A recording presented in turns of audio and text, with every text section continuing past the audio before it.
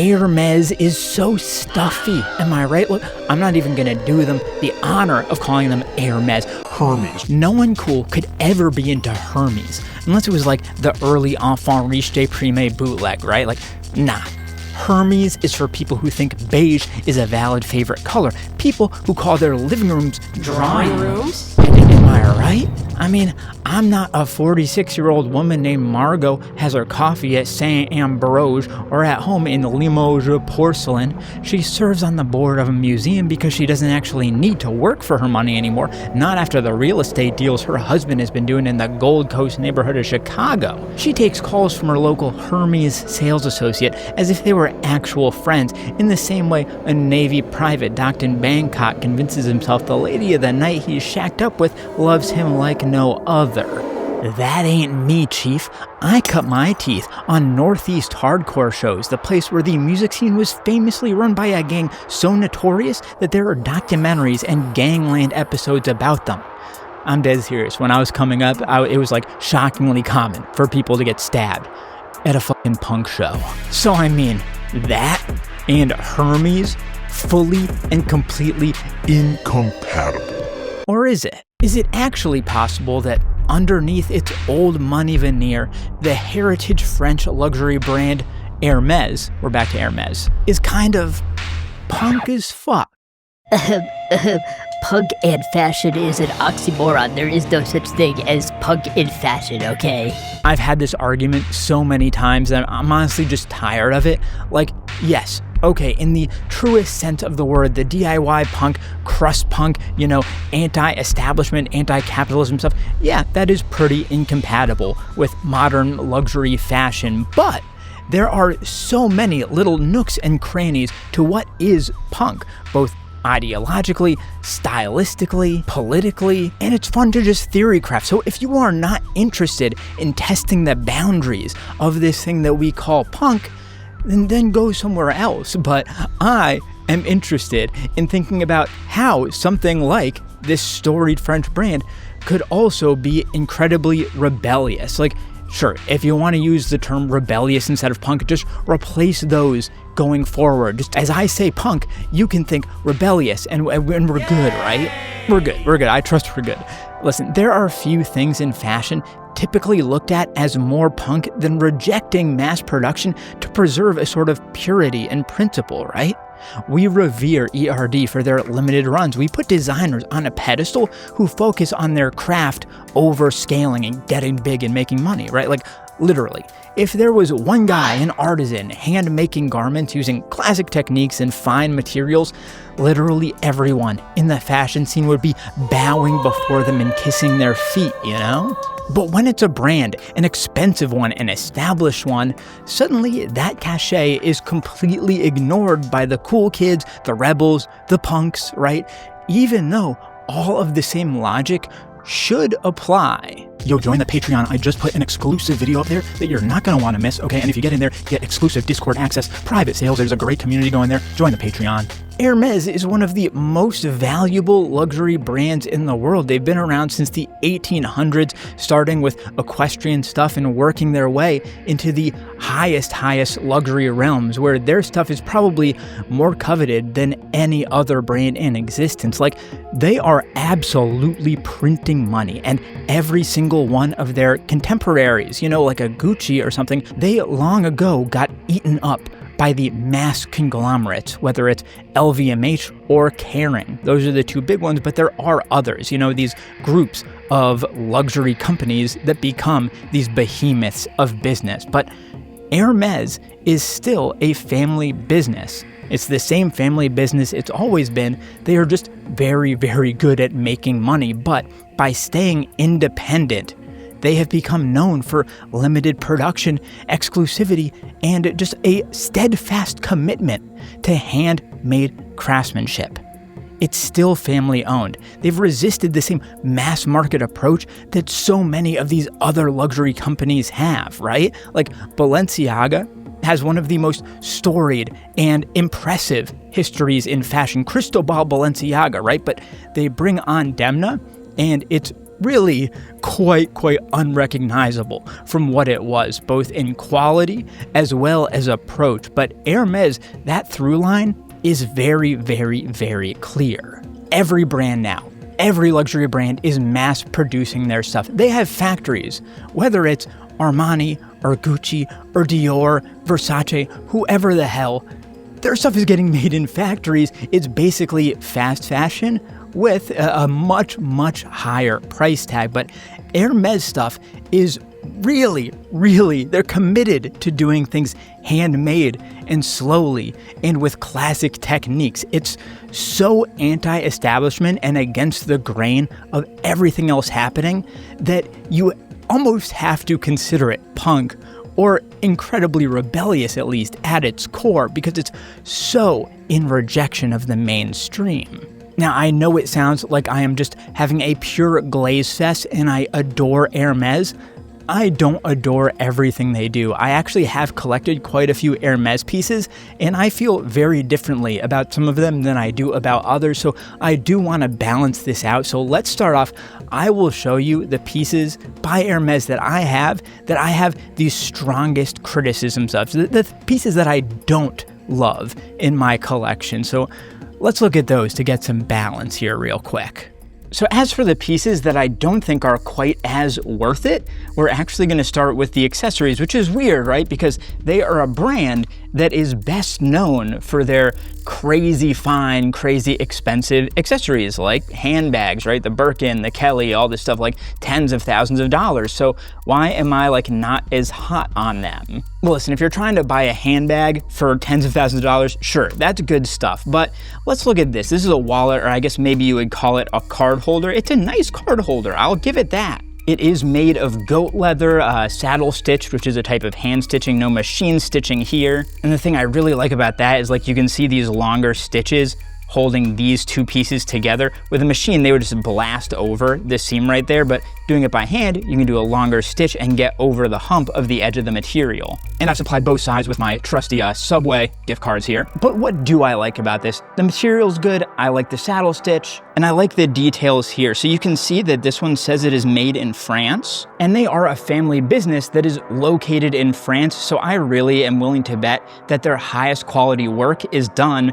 at the French factories because it's kind of closest to home. Like we've even seen recently Loro Piana utilizing sweatshops. So the best brands in the world, if they're utilizing sweatshops, we've got to take every little sign we can get to show that it's quality work. And I bet that the French stuff, where they are closest to home, they have the most oversight, the French stuff is made the best. And then here's something else I like, which is incredibly difficult to see, but off on that right side there, it's an M, and then underneath that, it's a G in a square. And that's what a lot of experts refer to as the blind stamp, blind because Hermes kind of hides them.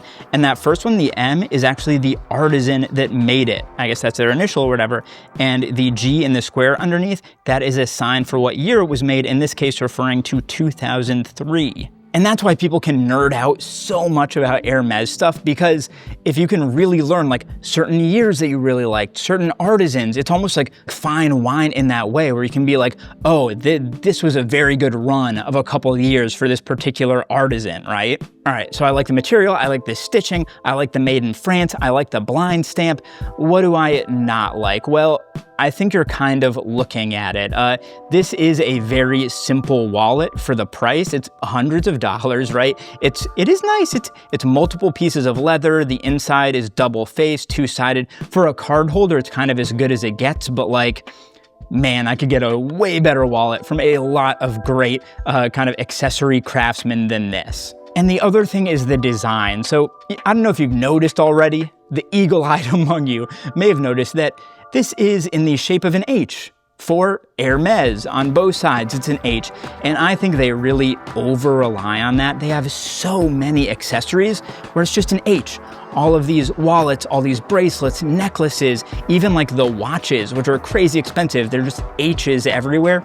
And I think it's kind of gaudy in that same monogram way where this is like a heritage French brand. They're supposed to be kind of away from the pack and not chasing trends, but they're putting that H for their name out there everywhere. It just, to me, kind of feels like it goes against what I do enjoy about them.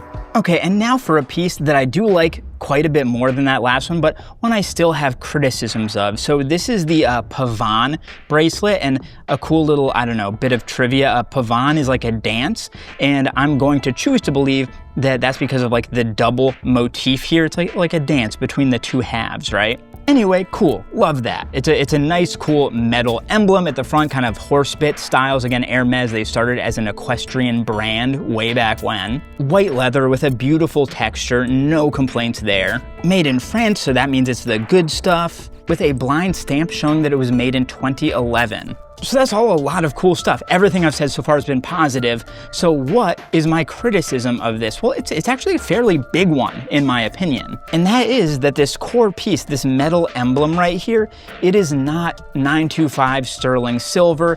It is a palladium plated metal. And Hermes, as far as I can tell, don't say anywhere what type of metal they are plating with palladium. But as far as I can tell elsewhere on the internet, it is brass that they are then plating with palladium. And that is a very clear sign of fashion jewelry. Now, if you're not familiar, there are multiple levels to jewelry. Obviously, there's kind of like trash jewelry at the bottom, but then there's fashion jewelry, which is often using like less precious metals. It's a bit cheaper. Basically, they do it to save costs. Then up a step above from that, you've got demi-fine jewelry, where you're using 925 silver, gold, stuff like that. And then finally, you've got fine jewelry, where you're using like gold, white gold, platinum, crazy stuff like that, and a ton of gems, yada, yada, yada. Now, I'm not saying everything has to be fine jewelry. That's the kind of stuff you're gonna buy for a wedding, an engagement, an anniversary, Father's Day, Mother's Day, whatever. You don't need to load up on fine jewelry to wear as your daily stack, but I also think I would like a step above fashion jewelry from a brand that is this storied and this well-respected. Now, your rebuttal may be that Hermes is not a jewelry brand. They are not a brand that you should look to for fine jewelry or even demi-fine jewelry. And you know what? I agree with you. I would suggest something from perhaps Tiffany, a similarly storied heritage brand, one that is known for jewelry, especially sterling silver jewelry, which is my kind of bread and butter. That's what I like to wear. And for roughly the same amount on the secondhand market that I bought that Hermes bracelet for, I was able to get this fully sterling silver necklace from the Tiffany hardware line. Now, this is the graduated ball necklace in sterling silver, and it's something like 16 something inches in diameter, so it kind of has roughly a choker type of fit, and the entire thing is silver. And Tiffany, most of their stuff, about 60% of it, is made in the US, and almost all of their like pure sterling stuff is from the US, so there is some level of quality and labor standards. You're not getting like some, sure, it's sterling silver, but it's from like a conflict zone, it's from Asia, sweatshop, whatever. No, it's solid stuff. It's stuff where you can be fairly sure of its quality and pedigree, right? So Hermes does a lot well, but just not everything. And some of the choices they make, I do question a bit. Now, while I am suggesting Tiffany in the very specific circumstance of silver jewelry for the most part, I do want to point out that in fashion, there is no such thing as perfect. There are always trade-offs because Tiffany, somewhat recently, merged with LVMH. So they are now part of one of those monster, massive conglomerates. And historically, what those conglomerates do is they drop quality over time. They raise prices, they drop quality, and it is totally possible that that will happen with Tiffany products. So all of that is to say that while I do trust a Tiffany piece of jewelry from yesterday or today more than I do maybe a lot of Hermes jewelry and accessories, tomorrow is a different story. I have zero trust for what any LVMH company is going to be doing in the future. But that's not what we're here to talk about. We're here to talk about how Hermes is actually super punk. And I'm going to keep saying that because I know it's going to trigger a bunch of you out there. But here, I'll throw another thing at you, okay? I consider the fashion designer Martin Margiela to be one of the most punk designers of all time. Punk in the same way that someone like Duchamp was, Someone subverting the very rules of the world he existed in. And I think that most people would agree that mainline Martin Margiela checks all of those boxes as a true, rebel of fashion. Well, guess what? Hermes brought him on as creative director in the mid to late 90s. And that takes insane balls, because a guy like that, with his attitude and point of view, he has the ability to sink a brand from the inside out. But nah, he kinda crushed it. I mean, not commercially. At least it wasn't the home run type of turnaround that brands hope for when they bring on a young hotshot creative director. He wasn't like Demna at Balenciaga, let's just say that. But creatively, he crushed it, okay? I've seen it described as like subtle radicalism. And I think that's exactly right. In a lot of ways, he was incredibly respectful to the history and skill set of Hermes. His stuff was minimal. It was high-minded. Instead of getting in your face with logos or avant-garde designs, he wanted to wow people with materials and construction. In the late 90s and early 2000s, like the Tom Ford, Eddie Slimane, Dior, Homme era, that was punk. It was in complete contrast to that. And guess what? They did it again, bro. They brought on Jean-Paul Gaultier to usher in the next era of Hermes in the early 2000s. Where Margiela was a deconstructionist, I feel like JPG was closer to a maximalist, almost like flamboyant in a way. I mean, this is the dude who designed the costumes for The Fifth Element, so that should say a lot. But Gaultier was more interested in doing his own thing than Margiela, to be honest. He was kind of all over the place. In a lot of ways, it's similar to, I would say, how John Galliano jumps around different references, because JPG's work with Hermes was similarly theatrical, bringing in references from all over history and geography. But it should say something that no matter who was at the helm, the core stayed intact. That's the sign of a strong brand, when even the loudest designer can't overpower the brand codes. The focus on craft and material was still there. JPG especially loved his leather, okay? He loved leather for a lot of reasons, probably. He had a lot of fun with the equestrian history of Hermes, digging into that history. He utilized that theme all the time, and probably most importantly for the owners of the company, he didn't devalue it. It kept the elegance, the craftsmanship, the air of true luxury, and that's something that Gaultier always struggled with at his own brand, to be honest. But when you've got a brand that is so true to itself that nothing can take away from it, even a very loud designer, that is an armor that never cracks, right? That's punk. So let's up the ante a little bit. Let me show you some of my pieces where I really started thinking, maybe this is a brand that has an ethos and a style that could work into my style and my ethos. All right, now for the stuff that I'm starting to like. Let's look at some footwear here. And sure, this pair of loafers has seen better days, but you may already be seeing what I like about them. Yeah, this is a pair of black pony hair loafers by Hermes. And it's coming off, okay? The pony hair isn't completely full of hair anymore, but man, that feels nice, and it looks nice too. And I think this is where you can look to Hermes, start adding a little bit of that heritage and history and expertise in craftsmanship, because this is a very fine material, made very well, but without being too ostentatious. There isn't a crazy branded buckle there, although they certainly do sell loafers like that. No, it's a nice kind of conservative shape out of a great material with a nice light, unassuming heel. If you're looking for like true quiet luxury, there are brands like, I don't know, Loro Piana, Zegna, something like that that can be quieter. But if you're looking for quiet luxury, there's just a little bit on the louder side, the more rebellious side, the more experimental side. I do think there's fun stuff to find here.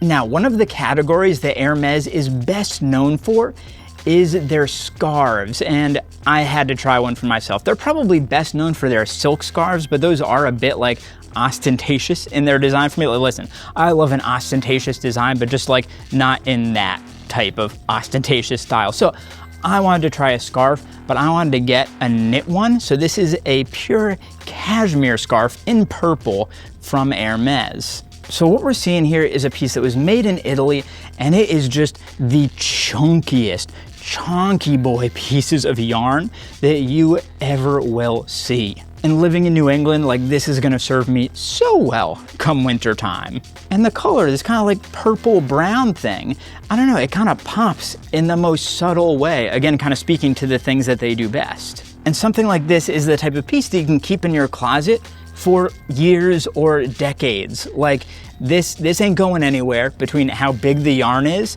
and how comfy it is and how timeless it is. Like I can wear this forever potentially. Now this one is a beautiful piece that has some like striking conceptual and literal similarities to that scarf we just looked at. Now this one, it is a gray crew neck t-shirt, very, very, very simple, but you may be able to see just from the way that it sits on the rack here is that it drapes and hangs in a very specific way. That is not a normal cotton, right? Obviously. No, this is something thicker and finer, and especially if you get to the inside of it, where it has more of a terry type of look, you can really see what's going on there. So what's going on with this one is that it is also made of pure cashmere. Crazy. It feels so good, so soft. It is probably about twice as thick as a normal cotton t-shirt in my opinion. And it also has a much more modern cut than most Hermes clothing. Like they are going for something wearable, you know? But just from the way that it sits with its split sides and that heavier drape, it feels luxury, even if it doesn't immediately look luxury the second you see it. Like a t-shirt that says Gucci on it. It's like, oh, that's luxury, yeah. But this is the kind of piece that ain't going anywhere anytime soon. That Gucci logo shirt, it may be worth 1/10 what it was when you bought it within a couple years, and similarly, 1/10 as likely to be worn just out of styling reasons. Whereas this one I could be wearing in 20 years, and listen, if I look out of style wearing this in 20 years, just something has gone horribly, horribly wrong here. Now let's talk about the final elements that make Hermes kinda stealth punk in a way, all right? So, you've probably heard about the Birkin bag and maybe the Kelly bag because these things are absurdly rare and therefore absurdly expensive, okay? Hermes makes them very deliberately difficult to get your hands on, and I know you're all gonna be saying, rarity alone doesn't make something punk, and I totally agree, but it's kind of anti-capitalist in a very, very weird way. Listen, they're still in it for the money. They're still a capitalist brand, but listen to this. The Birkin bags, the Kelly bags that people want the most, they're not going to just anybody who has money, okay? They force customers to build up relationships with the brand in order to get their hands on that more difficult to get product. There's a usual customer retail dynamic, right?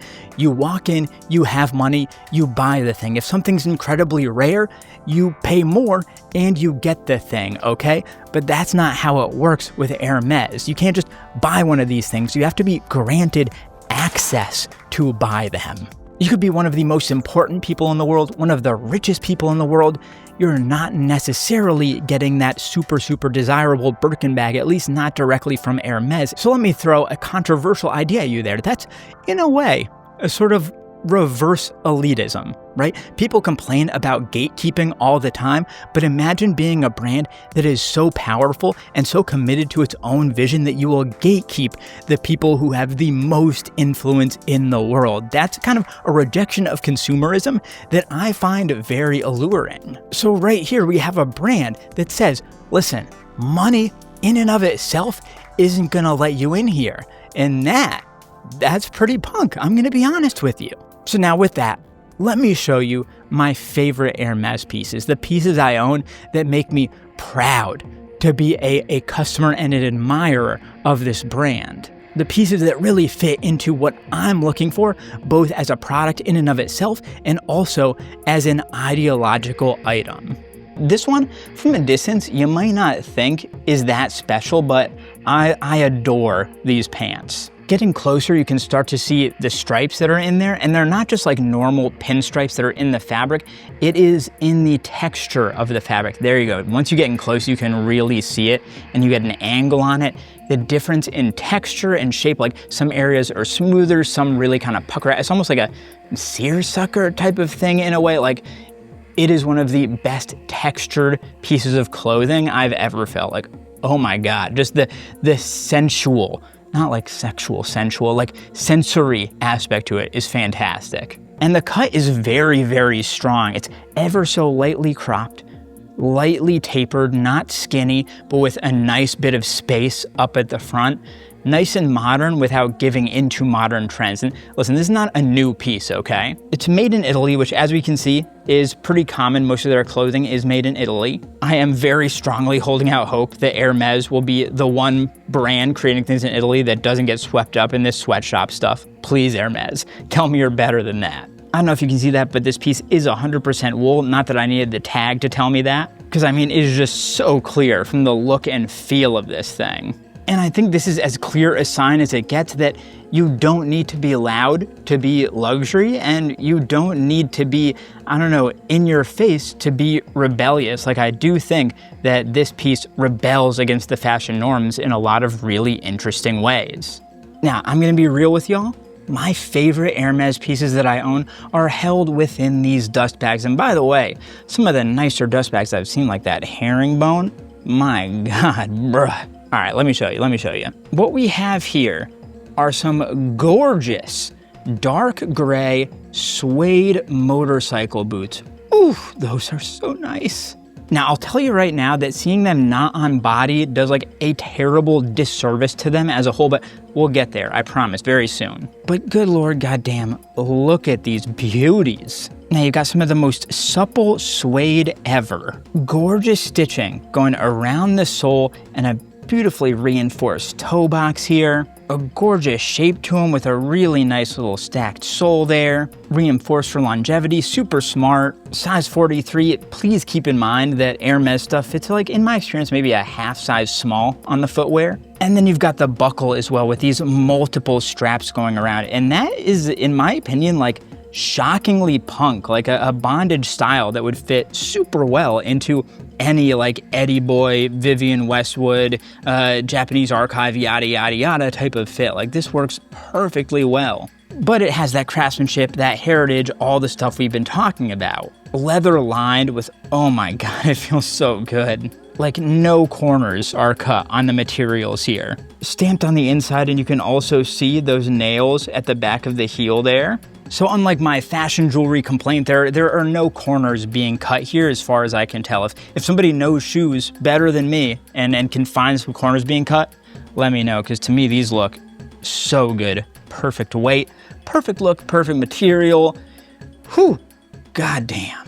So all of this, all of the above is why I kind of love Hermes and why I kind of think they're punk or rebels or whatever is going to trigger you the least. Please just chill out in the comments for once, okay? So Hermes, this aesthetic that they have is defiantly stuck in its ways. That takes confidence, and it takes an actual ideology. You're not just going to chase the money. You're not just going to chase the trends. You're going to chase what feels most authentic to yourself. They're totally willing to stay the same or even go in the opposite direction, while the rest of the industry is chasing a hype cycle down the stairs. That's rebellious, just in a very, very quiet way, in an unexpected way, in a different way. And that's what I'm always looking for. I'm looking for stuff that's different, that's maybe unexpected, stuff that speaks to the punk roots of the places that I came from. And I know directly these pieces are not punk.